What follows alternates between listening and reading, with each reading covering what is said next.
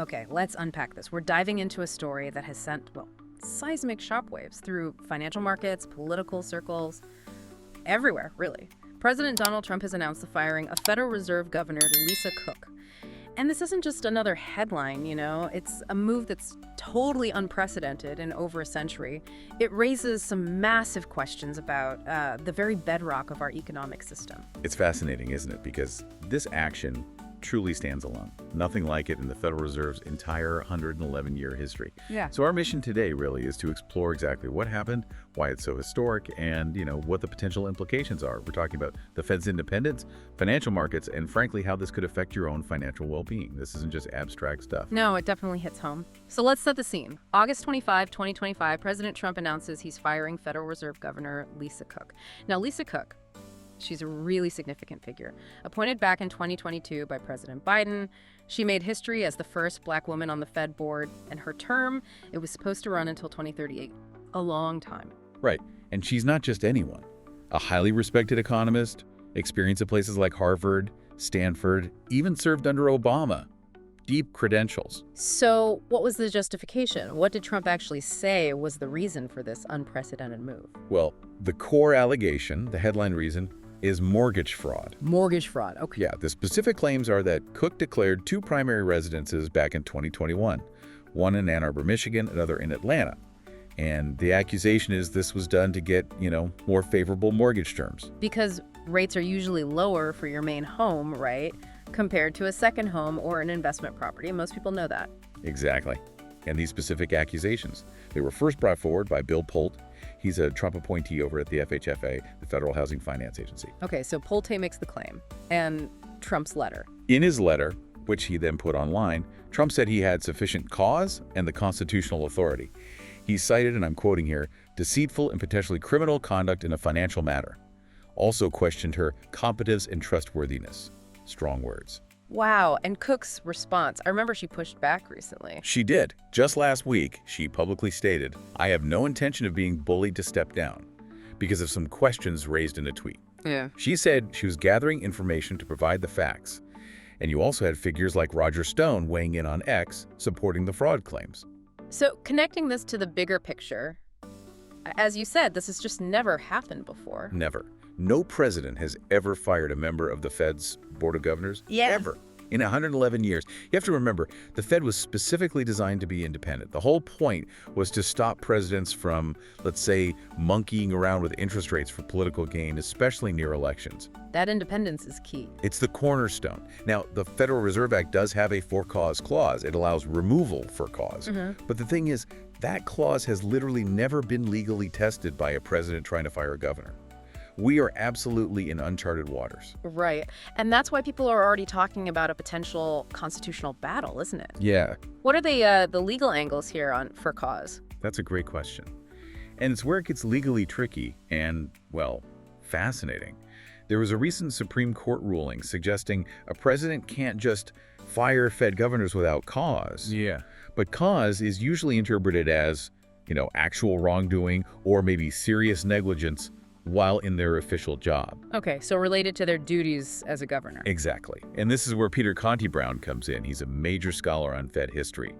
He really questions whether using mortgage transactions that happened before Cook was even appointed, before her Senate confirmation, whether that counts as for cause to remove her from her current job. Because presumably that stuff was known or could have been known during vetting. That's the argument. Yeah. Was this already looked at as a past personal financial issue from before she was even on the board? The same as cause relating to her Fed role now. That's the core legal fight. And it's important to remember the Fed does way more than just interest rates, right? For listeners who maybe don't follow it day to day. Oh, absolutely. It's foundational for financial stability. Supervising banks, making sure our payment systems work smoothly, consumer protection. It's a huge mandate. Which is exactly why that independence is so fiercely protected, or supposed to be. Which brings us back to the big question. Why is this independence so critical? Why should you, listening now, care so much? Well, monetary policy. It's incredibly powerful. And unlike making laws, which takes time, the Fed can act almost instantly. Right, the FOMC, the committee can just decide to move rates. Boom. Precisely. And that affects everything, your mortgage costs, savings value, business investment. Now, imagine putting that kind of instant, powerful lever directly in the hands of a president. Yeah. Especially one who might, say, want to juice the economy right before an election. Or maybe has some, let's call them unconventional economic ideas. Yeah, you lose the buffer. You lose the speed bumps. Yeah. The independence is there to stop rash, politically motivated decisions from potentially derailing the whole economy. It's about long-term stability over short-term political wins. It really makes you think how fast those decisions hit us. I remember looking at mortgages myself, and even a tiny rate shift felt huge for the monthly payment. Is that the kind of direct impact we're talking about if independence erodes? Absolutely. That's exactly it. If markets start thinking the Fed is compromised, that its decisions are political, not economic, confidence evaporates. And when confidence goes, uncertainty skyrockets. That can mean a weaker dollar making imports more expensive. And critically, higher borrowing costs for you. For mortgages, car loans, credit cards, everything gets more expensive. So harder for regular people to buy things, harder for businesses to grow? Precisely. It affects your purchasing power, your ability to plan financially. It's very real world. And this isn't happening in a vacuum, is it? This feels like part of a pattern we've seen before from President Trump regarding the Fed. You're right. It's not completely out of the blue. We all remember his very public criticism of Fed Chair Jerome Powell.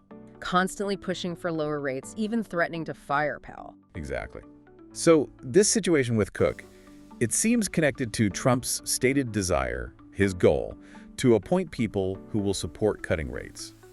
Her leaving creates a vacancy he can fill, presumably with someone more aligned with his view. And some might also point to the administration's broader history regarding diversity and equity efforts in government. That context is there too, yes. The immediate and the longer-term implications here are pretty significant. Paul Krugman, the Nobel laureate, had a really strong reaction, called it a 5-alarm fire. 5 alarms, wow. Yeah, and he framed it primarily as an act of intimidation. He basically said the message isn't don't commit fraud. He said it's about intimidation. If you get in our way, we will ruin your life. That's chilling, a message to other officials. Clearly, not just to the Fed, but maybe across government.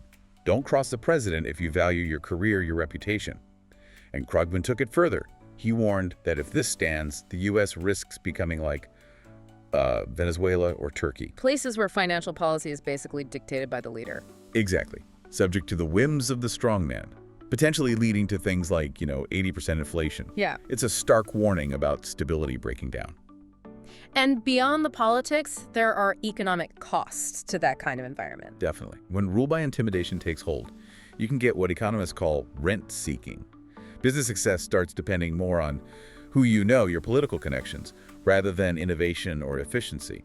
That just drags down the whole economy, distorts everything. Okay, so how did the markets actually react when this news broke? It must have been immediate. Oh, sharp and immediate. U.S. stocks closed lower, and you saw the Treasury yield curve do something interesting. It steepened. Meaning short-term yields fell, but long-term yields rose. So what that tells you is markets are now betting on rate cuts happening sooner, maybe because of this political pressure. Okay. But at the same time, they're getting nervous about the Fed's ability to fight inflation over the long haul. That credibility is being questioned. So short-term cuts expected, but long-term inflation fears rising. That sounds like uncertainty. Exactly. Profound uncertainty.